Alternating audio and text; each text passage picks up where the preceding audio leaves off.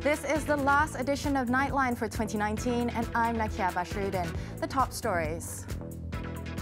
Develop South along with country's progress, PM tells Malaysians.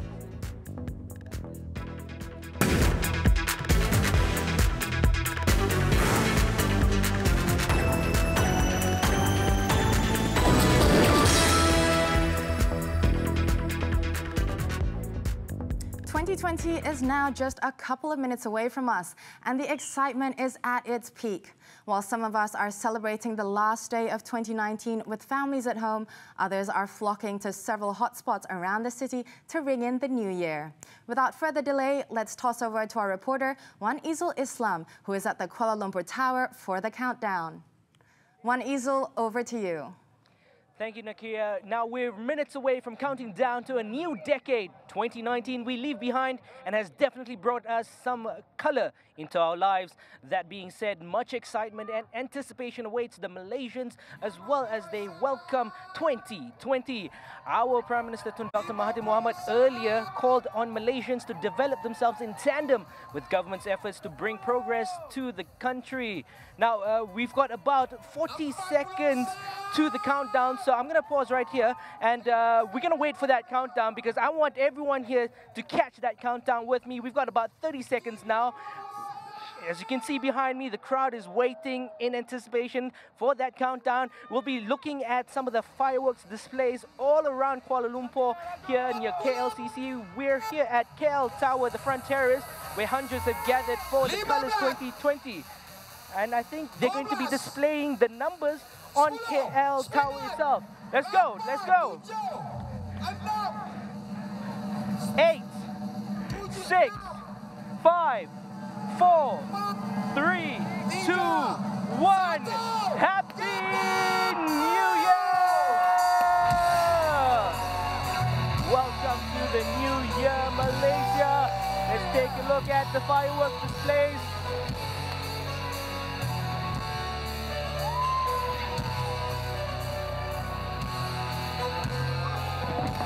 All right, I can see that we've got some fireworks just starting right now. And toward the left of the KL Tower, we've got a few, and also right behind there, near KLCC, we can see some fireworks being displayed. We can see also all the crowd is bringing out their cell phones to take pictures and videos of the event right now. There's definitely huge fireworks right there next. All right, that's wow. All right, definitely one of for the history books.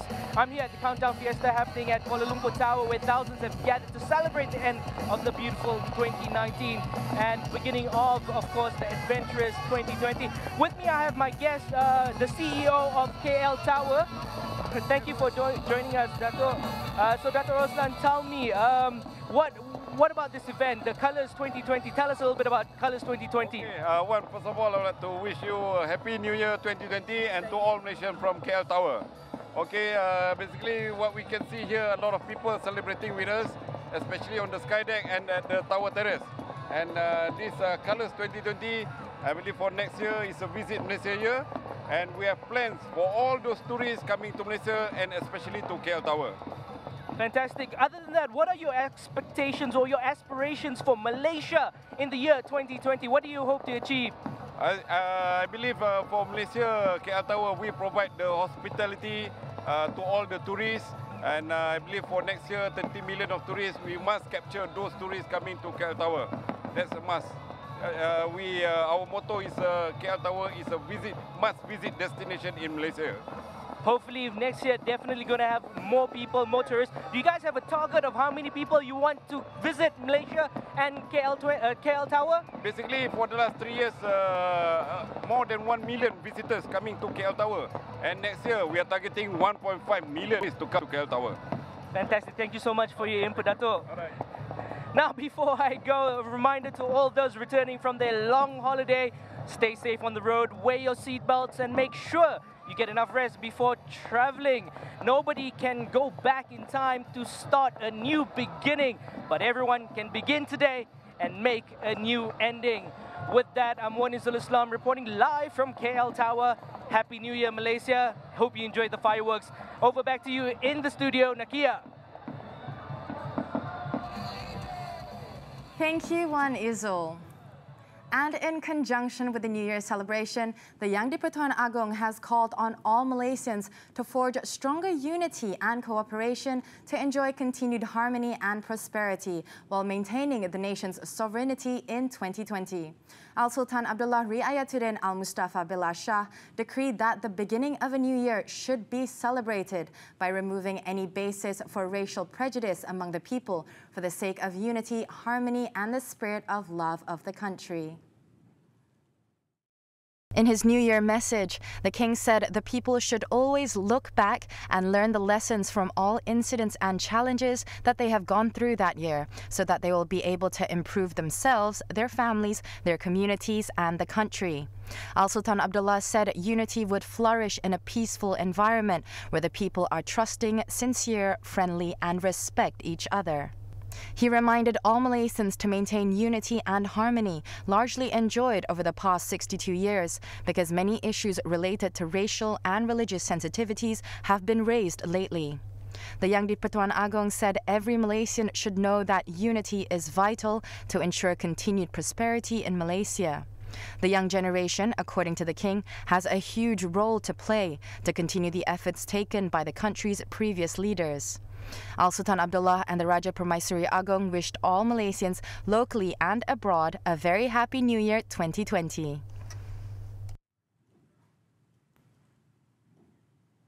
Tun Dr. Mahathir Mohamad on Tuesday called on Malaysians to develop themselves in tandem with the government's efforts to bring progress to the country. In his New Year 2020 message, the Prime Minister said that despite Malaysia not being able to fully achieve developed nation status, there are elements of a developed nation that can still be implemented. Nilai-nilai seperti rajin, berdisiplin, menjaga kebersihan, bersifat tolak ansur, hormat menghormati, berbudi bahasa dan berjiwa besar adalah ciri-ciri yang membeza kita dari mereka yang tidak maju dan mundur. Sifat-sifat mulia ini mewakili kesemua budaya, agama dan bangsa, dan kepelbagaian Malaysia seharusnya membuat kita lebih peka kepada nilai-nilai tersebut. Tun Dr. Mahathir also stressed that the government will continue to help the people face new challenges in doing business and making a living through existing and new programs. He said it is the government's hope that the people will take advantage of these opportunities and develop themselves along with the government, adding that when they are successful, the government and the country will ride on that success.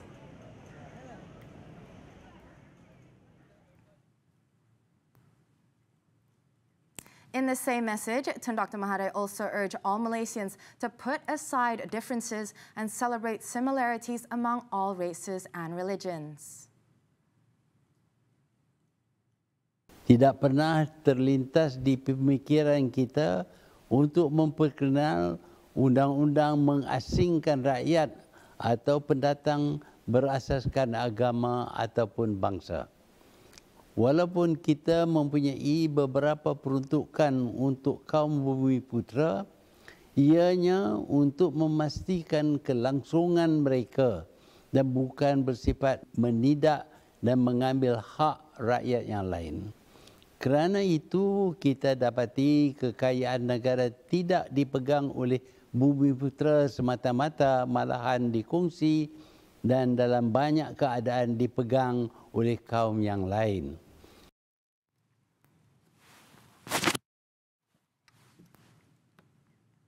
The Prime Minister also spoke of the need for Malaysians to rise above political polemics that he said will get them nowhere. Ketika masih ada di kalangan rakyat kita yang masih terperangkap dengan polemik politik yang tidak akan memaju diri, keadaan di luar tidak menjanjikan kita satu perjalanan yang mudah. Kegawatan Meanwhile, Deputy Prime Minister Datuk Sri Dr. Wan Azizah Wan Ismail, in her New Year message, said that 2019 was an eventful year for the Pakatan Harapan government. She also said that the Rakyat can look forward to a raft of benefits and developments in 2020. Datuk Sri Dr. Wan Azizah, in a statement on Tuesday, said 2019 was a year when many members of the PH government were learning the ropes of administration. She said the PH government will continue its learning process in 2020 and focus on the positives. For 2020, Datuk Sri Dr. Wan Azizah, who is also the Women, Family and Community Development Minister, said that childless couples will be able to withdraw from their Employees Provident Fund EPF accounts to pay for in vitro fertilization or IVF procedures. She added, husbands will also be able to show how much their spouses mean to them by contributing 2% of their EPF contributions to a separate account for their wives. The Deputy Prime Minister also said that 2020 will see the government implementing a national cybersecurity strategy for the management of cybersecurity and tackling of cyber crimes. She also stressed that the government will continue its fight against graft, promising to continue to instill integrity and honesty in the country. With the start of the new year, there are a few laws and taxes that have gone into effect as of midnight. Among the major highlights are the child seat laws, petrol subsidy program, fines for smoking in restaurants, and digital tax. Our very own Abdul Shakur Abdul Aziz shares the details. The use of child restraint seat CRS will become mandatory from January onwards, with kids who weigh under 25 kilograms must be placed in the child seat, while those under 36 kilograms should be secured with seat belts together with either a booster seat or booster cushion. However, according to the Transport Ministry, no summonses will be issued to those who fail to comply with the mandatory use of child seats for the first 6 months of the new ruling. And in order to encourage further use of the seats, there will be no import duty for child car seats, while excise fee has been slashed to 5% from 10%. It is also understood that large families may be exempted from the installation of CRS in vehicles. Starting next year as well, a total of 2.9 million of Bantuan Sara Hidup BSH recipients from the B40 group are expected to benefit from the petrol subsidy program, worth 2.2 billion ringgit. For eligible recipients of BSH, the petrol subsidy receivable will be 30 ringgit per month for car owners and 12 ringgit per month for motorcycle owners.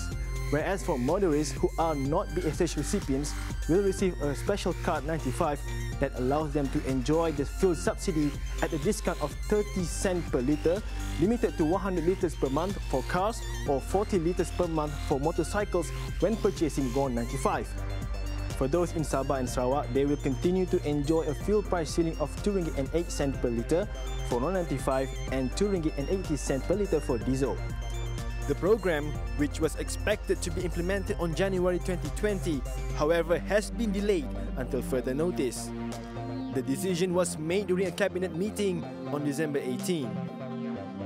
Now for heavy smokers and vape users, you might want to quit entirely or at least cut down on the consumption, as authorities will strictly enforce laws against smoking at restaurants from January 1st onwards.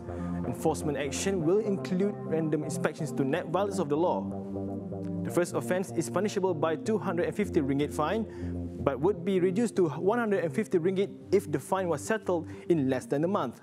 However, the penalty could snowball up to 10,000 ringgit or up to 3 years jail if left unpaid and brought to court. Meanwhile, eatery owners must also ensure that their premises are completely smoke-free. They are also forbidden from providing amenities for smokers to take a puff, including ashtrays or shisha services. Finally, there is no escape from the taxman, as a 6% service tax will come into effect for digital services such as Netflix, Spotify, Google and Facebook advertisement from January onwards.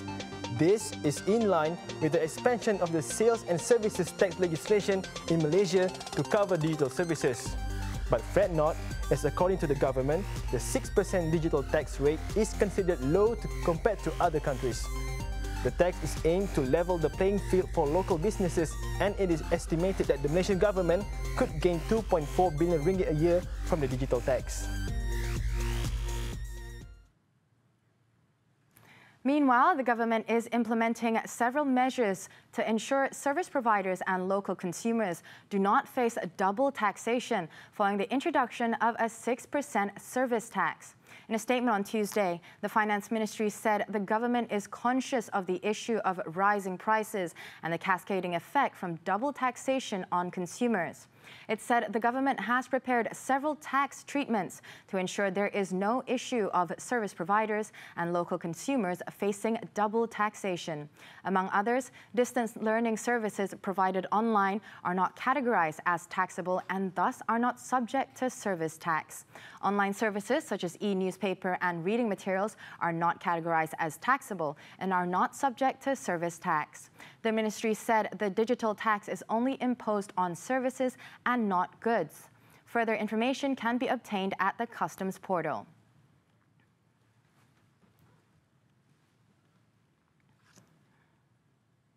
The ringgit hit near a year high on Tuesday against the US dollar on the last trading day of 2019, traded 4.098 since April 2019.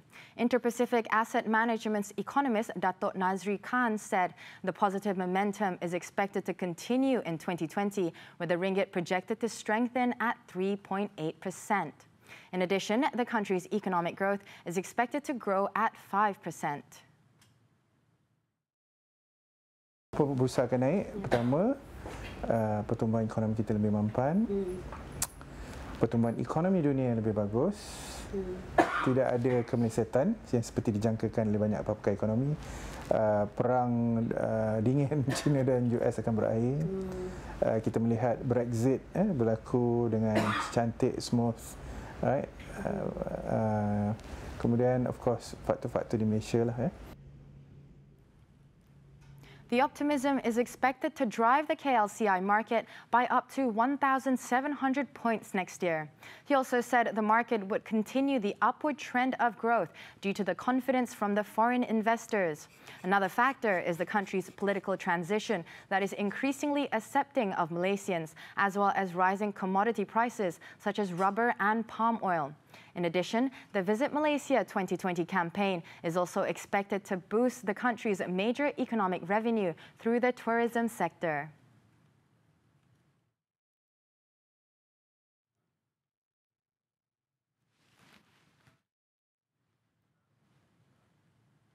Defence Ministry Secretary General Datuk Seri Muhammad Zuki Ali is the new Chief Secretary to the government.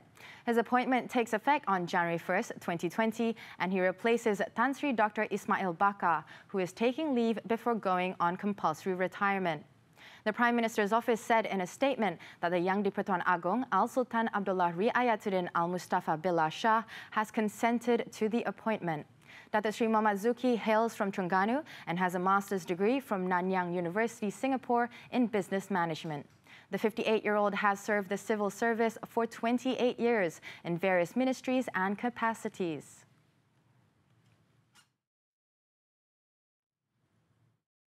The first candidate for the upcoming Kimanis by-election will be known on Wednesday. Sabah UMNO, in a statement on Tuesday, said a press conference chaired by State UMNO Chief Datuk Sri Bung Mokhtar Radin will be held after the party's main by-election meeting at Barisan National Command Centre at Kimanis Centro in Kimanis. It is understood that UMNO will announce its candidate at the press conference. Datuk Sri Bung had previously stated that UMNO would be fielding a candidate to retain the parliamentary seat, which has traditionally belonged to UMNO and BN. However, former four-term Kimanis MP and ex-Foreign Minister Datuk Sri Anifa Aman, who quit UMNO last year to become an independent, had previously declared that he would not be contesting. His two children, whose names were understood to be on the previous list of potential candidates, have also said they were not interested in becoming candidates. Kimanis UMNO Chief Datuk Muhammad Alamin, also touted as among those in the list, is now widely regarded as the frontrunner. It is learned that the former Bongawan assemblyman has been going to the ground to meet voters ever since the federal court upheld the election court's ruling that Datuk Sri Anifa's victory in Kimanis during the 14th general election was null and void. Meanwhile, Parti Warisan Sabah has yet to make any announcements on a possible candidate. Warisan is expected to make the announcement by Friday latest, as the nomination day falls on Saturday. Many believe that Kimanis Warisan chief Datuk Karim Bujang would be fielded, as he had filed the election petition last year that led to the vacancy of the seat. During GE14, Datuk Karim lost to Datuk Sri Anifah with a 156 slim majority. Other opposition parties, Parti Bersatu Sabah (PBS) and Parti Solidariti Tanah Airku (STAR), have so far remained mum on any possible candidates from them. Former UPSI Vice Chancellor freed of power abuse. This and more home stories after the breather. Welcome back.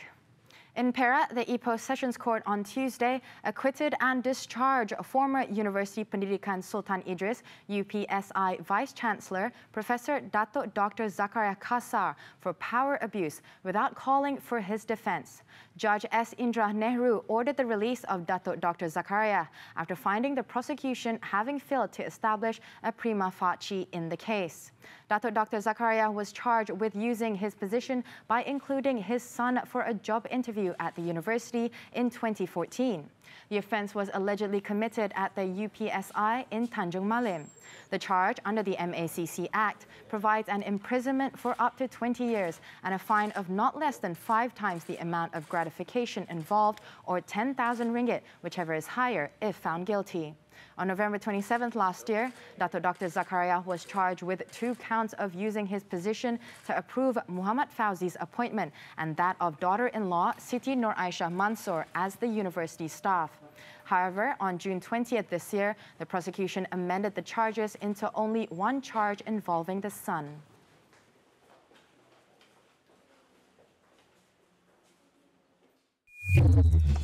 In Perak, Tanjung Malim Parti Pribumi Bersatu Malaysia Bersatu Youth Chief Luth Ishak was killed while 4 others were injured when the 4-wheel drive vehicle they were travelling in collided with a lorry at kilometre 315.8 of the North-South Expressway in Tapah on Tuesday. According to Tapah District Police Chief Superintendent Wan Azharuddin Wan Ismail, initial investigations revealed that the lorry, which was laden with eggs, suddenly switched from the right to the left lane before it struck the rear of the 4-wheel drive, which was in the left lane, in which the victim and his 3 friends were travelling. Luth's body was taken to the Tapah hospital for a post-mortem, while the injured were also taken to the same hospital for treatment. Over in Kedah, State Police Chief Datuk Zainuddin Yaakob was involved in a motorcycle accident in Pokok Sena on Tuesday. He was riding a Honda RS 150 while on his way to take part in a motorcycle convoy program when he collided with a car driven by a woman from the direction of Kubang Lerik. He suffered injuries to his hand and leg in the crash and was sent to the Sultanah Bahia Hospital in Aloseta. Whereas in Sabah, 5 in the family died while another was injured in a midnight blaze that burned down a house in Kampung Menara Pamilan in Tenom. The mother, Khatijah Omar, 35, and her 3 children, and also her niece, perished in the fire. The children are Sakiran Sulaiman, 9, Zahid Sulaiman, 6, Sapura Sulaiman, 3, and Adira Suhaila, 12. Khatijah's husband, Sulaiman Hajar, meanwhile, suffered burns on his head and arms in the fire. In Pahang, a 35-year-old factory worker was charged in court for voluntarily causing hurt to his wife during postpartum confinement. The accused, Muhammad Hanafi Muhammad Hilmi, however, pleaded not guilty at the Temerloh Magistrates Court before Judge T. Pei Si.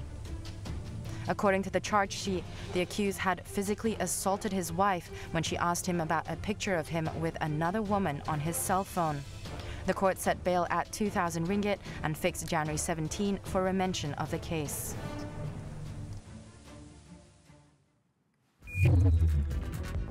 At least 3 killed as bushfires rip through Australia. More on this when we return.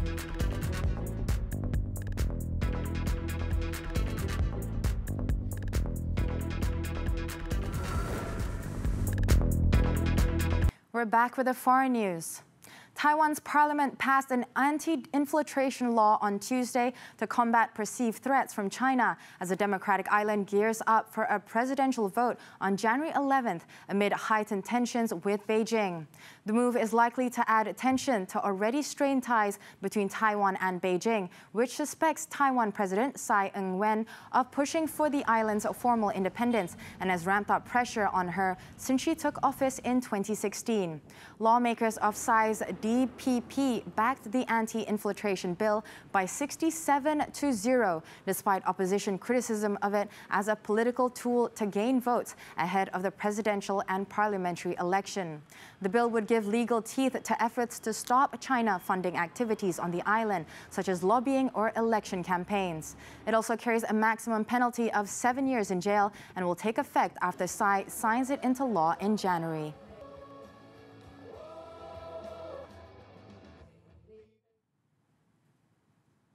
Australia's bushfire crisis has claimed at least 3 more lives on Tuesday as dozens of fires tore through several towns on the east coast and forced thousands of people to take shelter on beaches.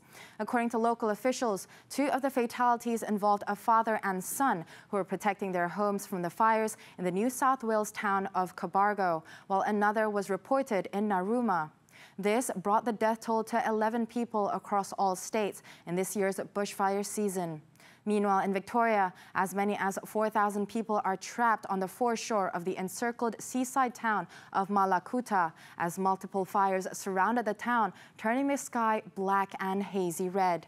So far, more than 120 bushfires were still ablaze on Tuesday evening, including 8 at emergency level.